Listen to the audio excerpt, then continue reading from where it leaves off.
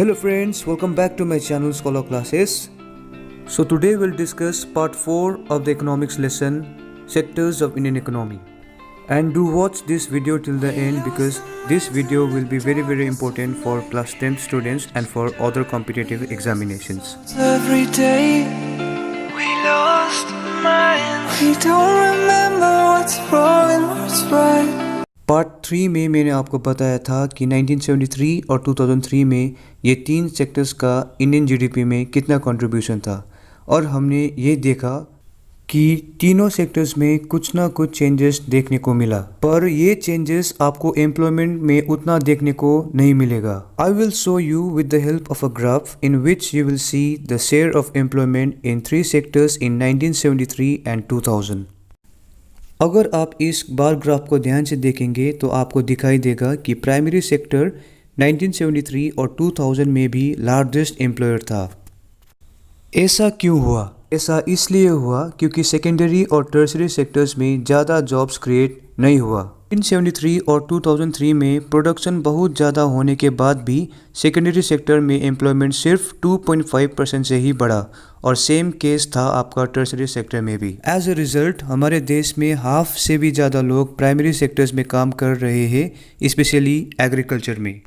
और अगर आप प्राइमरी सेक्टर का जीडीपी में शेयर देखेंगे तो सिर्फ 25% ही है, यानी क्वार्टर ऑफ जीडीपी. और अगर आप सेकेंडरी सेक्टर और टर्शरी सेक्टर का बात करो तो दोनों सेक्टर मिलके 75% का जीडीपी ओन करते हैं. और सबसे इम्पोर्टेंट बात, सेकेंडरी सेक्टर और टर्शरी सेक्टर में हाफ से भी कम वर्कर्स काम करते हैं. तो एक क्वेश्चन इधर पे आता है, प्राइमरी सेक्टर में ज़्यादा वर्कर्स होने के बाद भी जीडीपी में प्राइमरी सेक्टर का इतना कम शेयर क्यों है?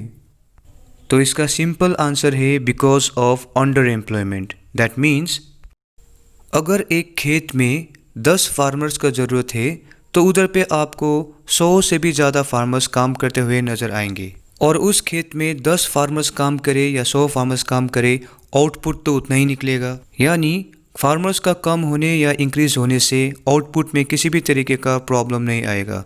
तो ऐसे सिचुएशन को कहते हैं डिस्गाइज्ड अनएम्प्लॉयमेंट. अंडर एम्प्लॉयमेंट सिर्फ आपको फार्मिंग पे ही देखने को नहीं मिलेगा, बाकी सेक्टर्स में भी ऐसा होता है. जैसे सिटीज़ और टाउन्स में आप देखेंगे कि डेली आपको कुछ ना कुछ लोग काम की तलाश में आपको इधर से उधर भटकते आपको नज़र आएगा. और इनमें से कुछ पेंटर्स होते हैं, कुछ प्लम्बर्स होते हैं, कुछ कारपेंटर्स होते हैं और बाकी जॉब्स भी करते हैं. इन लोगों को काम रेगुलर नहीं होता है, यानी इनको डेली काम इनको नहीं मिलता है. तो ऐसा वर्क जो आपको डेली नहीं मिलता है और कभी कभी मिलता है, इसको हम कहते हैं सीजनल एम्प्लॉयमेंट. ये सब पढ़ने के बाद हमने देखा कि सबसे ज़्यादा अंडर एम्प्लॉयमेंट एग्रीकल्चर में होता है और कुछ तो अनएम्प्लॉयमेंट अभी भी है. तो कैसे लोगों के लिए एम्प्लॉयमेंट बढ़ाया जा सकता है? तो इसका आंसर आपको पॉइंट में देखने को मिलेगा. तो फर्स्ट पॉइंट है the government can spend some money और banks can provide a loan to the farmers.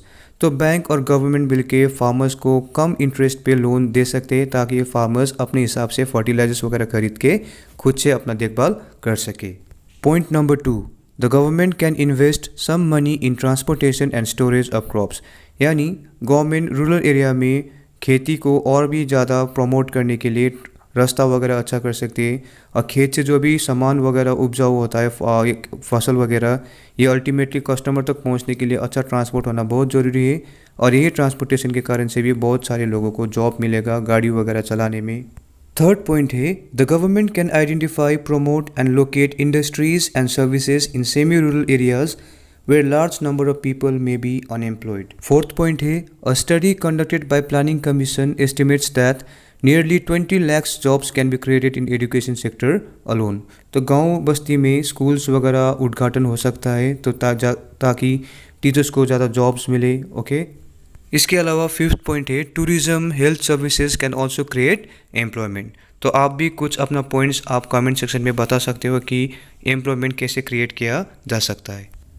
ये सब सजेशंस जो अभी हमने डिस्कस किया हो सकता है इम्प्लीमेंट होने में कुछ टाइम लगे, इसीलिए गवर्नमेंट ने शॉर्ट टर्म के लिए कुछ अपॉर्चुनिटीज़ क्रिएट किया है.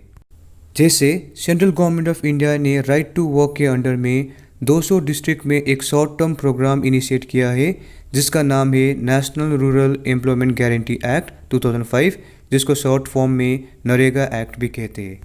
तो ये नरेगा एक्ट के अंडर में जो विलेजेस है और जो म्यूनसिपल वार्ड्स है, उधर पे जितने भी लोग हैं जो अनएम्प्लॉयड है, उनको 100 डेज़ का काम मिलता है। चाहे वो रोड्स बनाना हो, चाहे वो आपका स्कूल्स का मेंटेनेंस वगैरह हो, चाहे वो ड्रेनेज सिस्टम हो, तो इनमें उनको काम मिलता है और उनको कुछ सैलरी या वेजेस भी मिलता है।